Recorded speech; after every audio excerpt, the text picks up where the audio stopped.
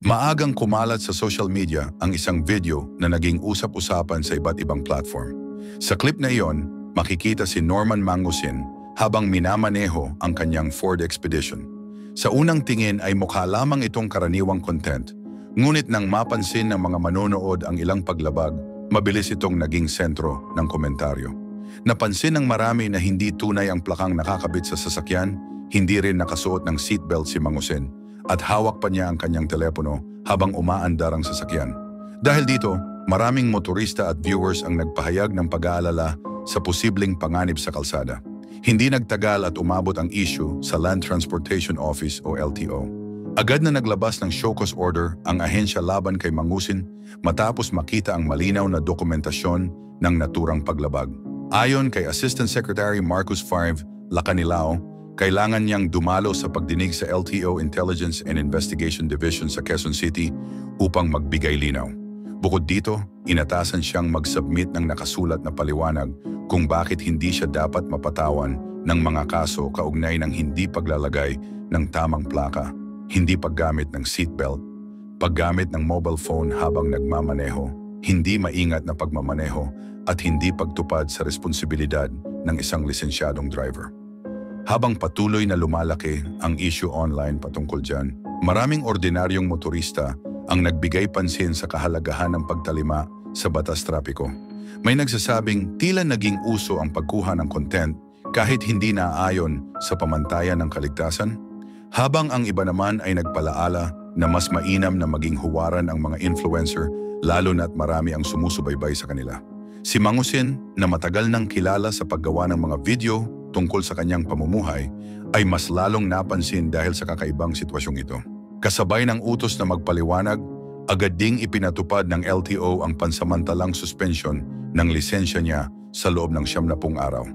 Nilagyan din ng alarm ang Ford Expedition na nangangahulugang bawal itong gamitin sa anumang transaksyon hanggang hindi ito nadadala sa Motor Vehicle Inspection Facility sa loob ng LTO compound para sa kumpletong pagsusuri. Layunin ng hakbang na ito na matiyak kung maayos at ligtas ang kondisyon ng sasakyan.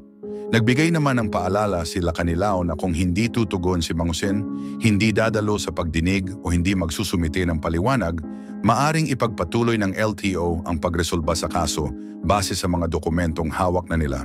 Dahil dito, binibigyan siya ng pagkakataong maipaliwanag ang kanyang panig bago maglabas ng pinal na desisyon. Sa gitna ng usapin, marami ang nagtanong kung bakit unti-unting dumarami ang mga ganitong insidente kung saan ang pangkaraniwang pagmamaneho ay nagiging bahagi ng online content. Para sa iba, maaring dala ito ng labis na kumpiyansa o paghahangad ng kakaibang kuha para sa social media. Ngunit para sa karamihan, isa itong paalala na ang pagmamaneho ay may kaakibat na responsibilidad. Anyway, mga kapopong, ipinakita ng pangyayaring ito na anuman ang estado o kasikatan ng isang tao, nananatiling mahalaga ang pagsunod sa mga alituntunin sa kalsada.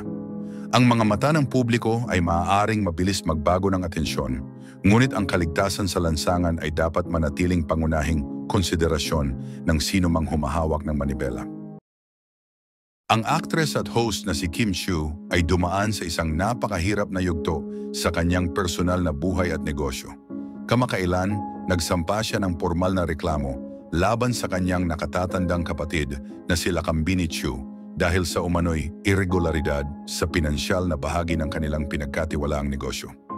Ayon kay Kim, matapos ang matagal na pagsusuri sa mga dokumento, natuklasan niya na may malaking halaga ng pondo na hindi maipaliwanag ang kinaroroonan, bagay na nag-uudyok sa kanya na gumawa ng legal na aksyon upang mapangalagaan ang kanyang kumpanya at ang mga taong umaasa rito.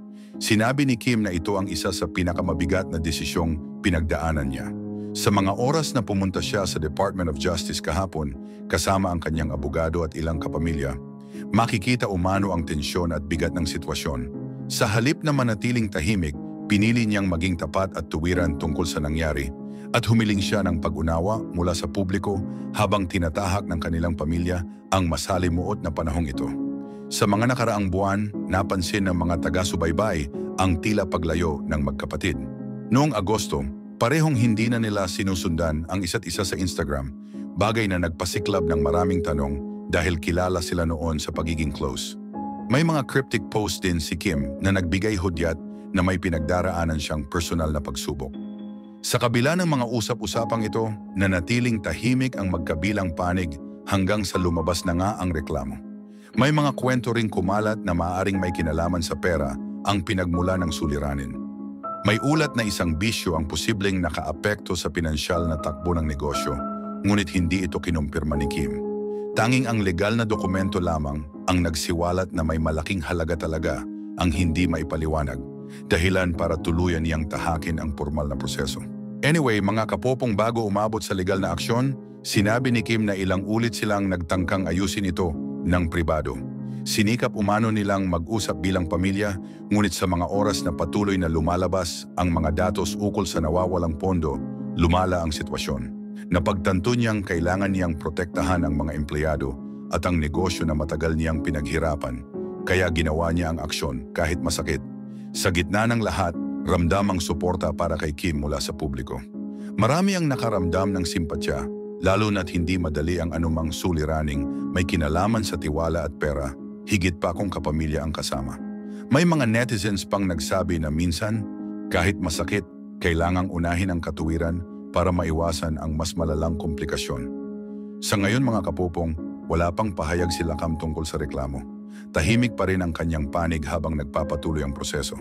Samantala, sinabi ni Kim na kahit mabigat ang pinagdaraanan niya, patuloy siyang magtatrabaho, susuportahan ang kanyang mga tauhan at hahanapin ang positibong daan tungo sa paghilom at pag-unawa. Well mga kapupong, ang pangyayaring ito ay nagbibigay diin kung gaano kahalaga ang malinaw na usapan at tamang pangangasiwa sa mga gawain, lalo na kung pamilya ang kasama. Minsan, kahit gaano kahirap, kailangan talagang pumili ng direksyong tatahakin para sa ikabubuti ng lahat. Sa mga oras na ipinasa ng mababang kapulungan noong unang araw ng Disyembre ang rekomendasyon ng Ethics Committee, tinanggap nito ang pagpatao ng 2 buwang suspension kay Cavite 4th District Representative Francisco Kiko Barzaga. Ayon sa balita, ang serye ng kaniyang social media posts ay nagpakita ng asal na hindi angkop sa isang mambabatas.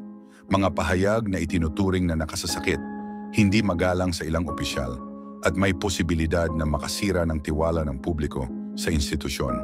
Kasama sa desisyon ang pag-alis ng 24 na posts sa loob ng 24 na oras mula ng pagtibay ng ulat. Tinanggap ni Barzaga ang desisyon ng walang pagtutol. Sa kaniyang pahayag, sinabi niya na nauunawaan niya ang parusa, subalit nanindigan siyang ang kaniyang mga inilathala ay anyo ng malayang pagpapahayag.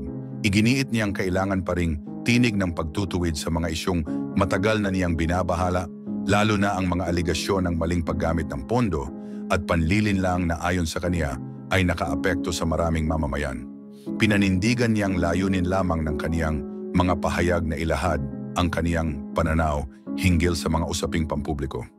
Gayunman, sinabi ng Ethics Committee na may limitasyon ang malayang pagpapahayag kapag ito ay nagiging sanhi ng kaguluhan o maling impresyon na maaring sumira sa integridad ng institusyon. Inilarawan ng committee ang ilan sa mga post ni Barzaga bilang padalos-dalos at nakapipinsala sa reputasyon ng kapulungan. Dagdag pa nila, kailangang pangalagaan ng bawat miyembro ang tiwala ng mamamayan at bahagi ng responsibilidad na iyon ang pagiging maingat sa anumang pampublikong pahayag. Natapos ang botohan sa tala na mahigit 249 ang pumabor sa suspension, 5 ang tumutol at 11 ang nag-abstain. Sa mga hindi sumang-ayon kabilang si Batangas Representative Leandro Legarda Leviste na naghayag ng kaniyang pagkadismaya.